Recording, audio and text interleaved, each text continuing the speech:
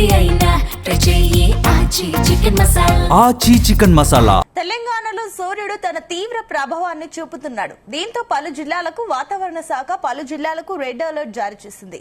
ఈ క్రమంలోనే ఇవాళ రాష్ట్ర వ్యాప్తంగా తీవ్రమైన వడగాలులు, పొడి వాతావరణం, భారీ ఎండలు ఉంటాయని హెచ్చరించింది. రానున్న 4 రోజులు ఉత్తర మధ్య తెలంగాణ జిల్లాల్లో ఎండల తీవ్రత గరిష్ట స్థాయికి చేరుకుని ఉష్ణోగ్రతలు 46 డిగ్రీల సెల్సియస్ వరకు నమోదయ్యే అవకాశం ఉందని అంటోంది. ఇదే సమయంలో దక్షిణ, తూర్పు తెలంగాణ జిల్లాలో అక్కడక్కడ ఉరుములతో కూడిన వర్షాలు కురుస్తాయని అంటోంది. ముఖ్యంగా ఏప్రిల్ 28, 29 తేదీల్లో హైదరాబాద్ లో కూడా వర్షం కురిసే అవకాశం ఉందని వాతావరణ నివేదికలు సూచిస్తున్నాయి.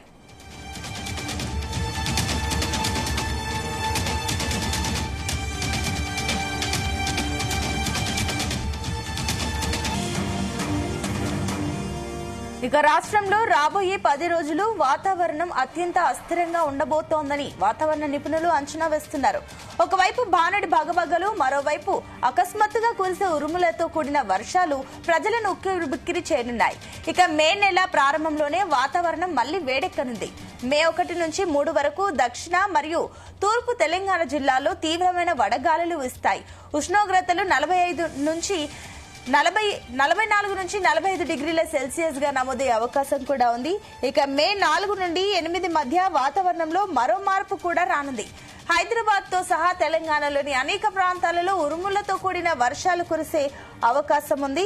ఇదే అంశానికి సంబంధించి మరిన్ని డీటెయిల్స్ మా కరెస్పాండెంట్ రాజు పటేల్ అందిస్తారు. Raju Patel, good morning. Very very good morning Sunitha. So ఈ సంవత్సరం ఎండాకాలంలో మనం గతంలో ఎన్నడూ చూడనటువంటి ఒక విచిత్రమైనటువంటి మార్పులను అయితే మన ఎండాకాలం చూస్తున్నాము. కొన్ని రోజుల పాటు ఎండ ఉంటుంది, కొన్ని రోజుల పాటు అకాల వర్షం కురుస్తుంది. సో డే టైంలో కూడా మార్నింగ్ టైం నుంచి మధ్యాహ్నం వరకు కూడా విపరీతమైనటువంటి వేడి ఉక్కపోతుంటే ఈవినింగ్ టైంకి వచ్చేసి వడగాలు ఉంటుంది. సో కొన్ని జిల్లాలో ఎఫెక్ట్ తోటి ద్రోణి ప్రభావం గానీ వాతావరణంలో వచ్చినటువంటి మార్పులతో కూడా సాయంత్రం సమయంలో భారీగా ఈదురుగాలతో పాటు వర్షం కూడా కురుస్తుంది. అంటే ఏ రోజు కూడా పూర్తిగా ఎలా ఉంటుంది అనేటువంటిది ఒక నమ్మకం అయితే వాతావరణంలో కనిపించడం. దీంతో ప్రజలందరూ కూడా విపరీతమైనటువంటి కన్ఫ్యూజ్ అయితే గురవుతున్నారు సునీత. ఎందుకంటే ఎండలు కూడా విపరీతంగా దంచి కొడుతున్నాయి. సూర్యుడు పూర్తిగా కూడా తన ప్రతాపాన్ని చూస్తున్నాడు. సూర్యుడు భగభగగా అయితే జనాలు అయితే తల్లడిల్లిపోతున్నారు. సో టెంపరేచర్ కూడా నార్మల్ టెంపరేచర్ అంటే దాదాపు 3 నుంచి 5 డిగ్రీల వరకు ఎక్కువగా కూడా మనకు టెంపరేచర్ నమోదవుతుంది. సో డే టైంలో అదే సిచ్యువేషన్ ఉంటుంది, నైట్ టైంలో కూడా అదే సిచ్యువేషన్ ఉంటుంది. గత 2-3 రోజుల నుంచి చూసుకుంటే వాతావరణం కాస్త చల్లగా ఉన్నప్పటికీ కూడా ఉష్ణోగ్రతలు మాత్రం రికార్డ్ స్థాయిలో నమోదవుతున్నాయి. వడగాళ్ల ప్రభావంతో కూడా వడదెబ్బ బారిన కూడా ప్రజలు పడి చనిపోతున్నటువంటి ఘటనలు కూడా జరుగుతున్నాయి. ఇక ఉమ్మడి ఆదిలాబాద్ జిల్లా, అడవుల జిల్లా ఆదిలాబాద్ లోనైతే సూర్యుడు తన ప్రతాపాన్ని పూర్తిగా చూపిస్తున్నాడని చెప్పవచ్చు. ఆదిలాబాద్ జిల్లాలో ఎండ వేడికి ప్రజలు తల్లడిల్లిపోతున్నారు. రికార్డు స్థాయిలో నిన్న ఆదిలాబాద్ జిల్లాలో ఉష్ణోగ్రత నమోదైంది. ఏకంగా 45.1 డిగ్రీల ఉష్ణోగ్రత. ఫస్ట్ టైం ఈ ఎండాకాలంలో 45 డిగ్రీల ఉష్ణోగ్రత నిన్న దాటింది. అది ఆదిలాబాద్ జిల్లాలో నమోదైంది. ఆదిలాబాద్ జిల్లాలోని చాలా ప్రాంతాల్లో కూడా ఉష్ణోగ్రత దాదాపు 44.5 నుంచి 45 డిగ్రీల మధ్య నమోదైంది. ఆదిలాబాద్ టౌన్ లో నిన్న 45.3 డిగ్రీల ఉష్ణోగ్రత నమోదైంది.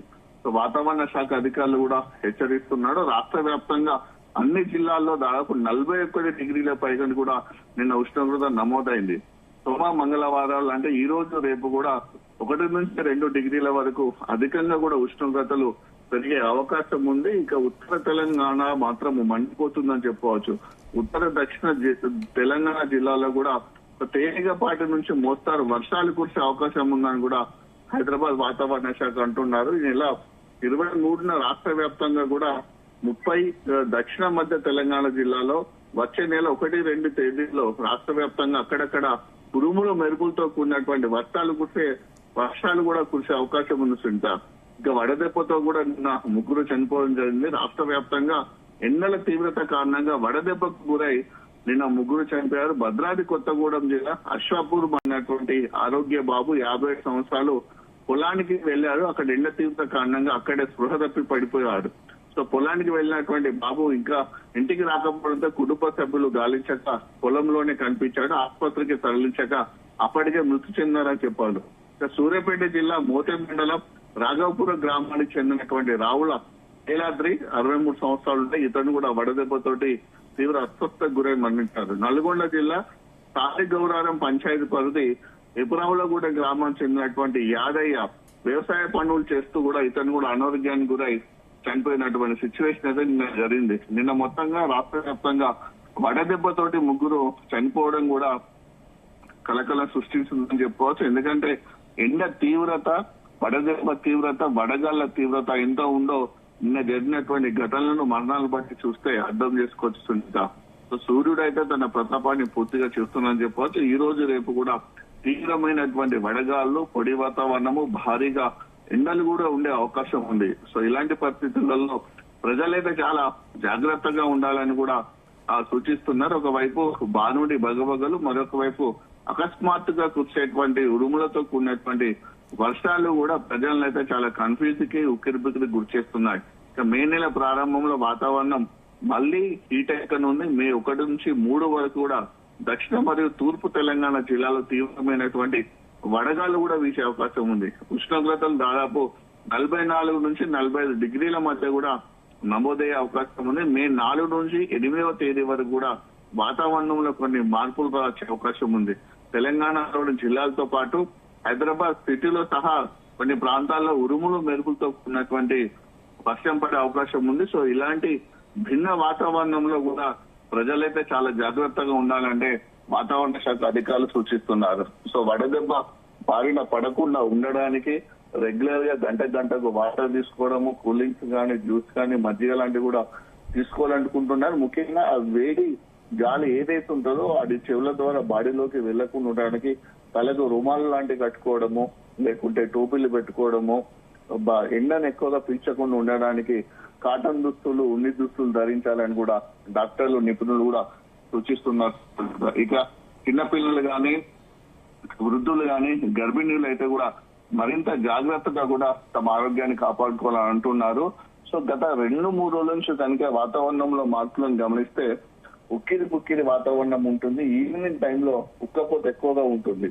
సో అంటే వడగాళ్ల ప్రభావము ఒకవైపు, వేడి గాలులు వీస్తున్నాయి. ఉక్కపోత అంటే కూలర్స్ పెట్టుకున్నా సరే, ఏసీలు పెట్టుకున్నా సరే ఆ చల్లగా ఉన్న ప్రాంతం వరకే మాత్రమే చల్లగా ఉంటుంది తప్ప కూలర్ నుంచి, ఏసీ నుంచి మళ్ళీ బయటకు వస్తే మాత్రము హీటును భరించలేకపోతున్నారు. వామో ఇదేం వేడిరా బాబు, ఇంత వేడి ఉంది, ఇంత వడగాలు వీస్తున్నాయి అనేటువంటిది ప్రజలు భయానికి గురవుతున్న సిచ్యువేషన్ ఉంటుంది. సో కామన్ గా ఓపెన్ ప్లేసులలో అంటే గ్రామాలలో కానీ, మండలాల్లో కానీ ఎక్కువగా ఈ ప్రాంతాలలో వడగళ్ల ప్రభావం ఎక్కువ ఉంటుంది. కానీ హైదరాబాద్ సిటీ లాంటి ప్రాంతాల్లో కూడా మెయిన్ రోడ్లపైకి వెళ్ళినా, గల్లీలోకి వెళ్ళినా కూడా వేడి గాలు ఎక్కువగా వస్తుంది. ఎందుకంటే పెద్ద పెద్ద నిర్మాణాలు ఉంటాయి, అపార్ట్మెంట్స్ ఉంటాయి, బిల్డింగ్స్ ఉంటాయి. కాబట్టి గాలి వీచడానికి ఎక్కువగా ప్లేస్ ఉండని హైదరాబాద్ సిటీ ప్రాంతాల్లో కూడా ఏమాత్రం చిన్న గల్లీ ఉన్నప్పుడు కూడా గల్లీలో కూడా విపరీతమైనటువంటి వేడి ప్రభావము, వేడి గాలుల ప్రభావం కూడా హైదరాబాద్ సిటీలో కనిపిస్తుంది. సో ఇలాంటి ఉక్కపోత, వేడి, ఉష్ణోగ్రతలు ఎక్కువగా ఉంటున్నటువంటి సిచ్యువేషన్ లో అకస్మాత్తుగా ఉరుములు మెరుపులతో కూడినటువంటి వర్షాలు కూడా పడుతున్నాయి. అయితే దీంట్లో ఎక్కడైతే ఒక ప్రాంతంలో వర్షం పడ్డదనుకో ఆ ప్రాంతం భూగర్భం నుంచి వచ్చే వేడి కూడా ఇతర ప్రాంతాలకు విస్తరించి ఆ పక్కన ఉన్నటువంటి ప్రాంతాల్లో ఇక విపరీతమైనటువంటి వేడికి గురి చేస్తుంది. సో ఇలా కూడా జనాలు అయితే తీవ్రమైనటువంటి ఉక్కపోత ప్రభావంతో కూడా తలడిల్లిపోతున్నారు. సో ఇదే పరిస్థితి ఇప్పుడు మనకు ఏప్రిల్ నెల ఎండింగ్ లో ఉంది. కాబట్టి మే నెలలో కూడా ఇంకా విపరీతంగా ఎండలైతే పెరిగే అవకాశం ఉంది Sunitha. Right, thank you Raj Patel.